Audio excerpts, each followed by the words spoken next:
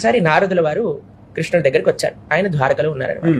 అయితే కృష్ణుడు అన్నాడు, నాకు చాలా తలనొప్పిగా ఉంది, అసలు ఏం చేసినా సరే తలనొప్పి తగ్గట్లేదు, నాకు ఒక మందు తీసుకొని వస్తావా, దాంతో నా తలనొప్పి తగ్గుతుంది అని చెప్పారు.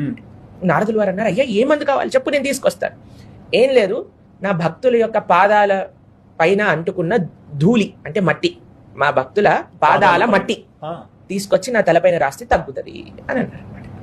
నారదుడు అన్నాడు, ఏంటయ్యా నువ్వేం అడుగుతున్నావు, నువ్వు సాక్షాత్తుగా భగవంతుడివి, నీకు ఎవరే భక్తుల యొక్క పాదాల మట్టి నీ తలపైన రాసుకుంటావా, అదొక్కటే మందు తీసుకొనిరా అని అంటారు. సరే అని ఆయన బయలుదేరుతాడు.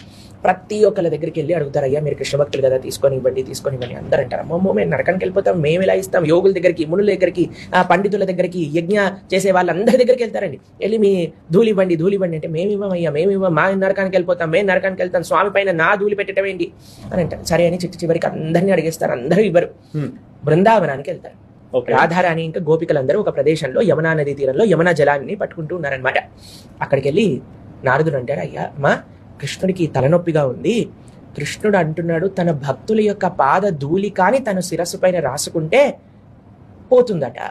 అనగానే గోపికలు శ్రీమతి రాధారాణి ఏం చేశారు తెలుసా అండి, వెంటనే వాళ్ళ పాదాలని యమునలో తడిపేసి అక్కడ ఉండే మట్టి పైన మొత్తం బొర్లి పాదాల నుంచి మట్టి అంతా తీసి నారదుడి చేతిలో పెట్టారనమాట.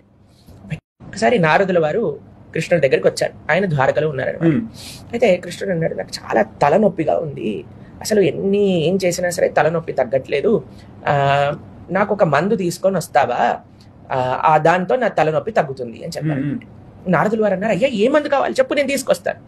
ఏం లేదు, నా భక్తుల యొక్క పాదాల పైన అంటుకున్న ధూళి అంటే మట్టి, మా భక్తుల పాదాల మట్టి తీసుకొచ్చి నా తలపైన రాస్తే తగ్గుతుంది అని అన్నారు.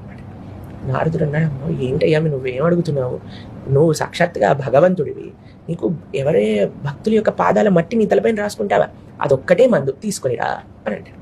సరే అని ఆయన బయలుదేరుతాడు.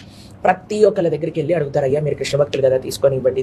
అందరూ అంటారు, అమ్మమ్మో మేము నరకానికి వెళ్ళిపోతాం, మేము ఇలా ఇస్తాం. యోగుల దగ్గరికి, మునుల దగ్గరికి, పండితుల దగ్గరికి, యజ్ఞ చేసే వాళ్ళందరి దగ్గరికి వెళ్తారండి. వెళ్ళి మీ ధూళి ఇవ్వండి అంటే మేము ఇవ్వం, మా నరకానికి వెళ్ళిపోతాం, మేము నరకానికి వెళ్తాం, స్వామి పైన నా ధూళి పెట్టడం ఏంటి అని అంటారు. సరే అని చివరికి అందరినీ అడిగేస్తారు, అందరూ ఇవ్వరు.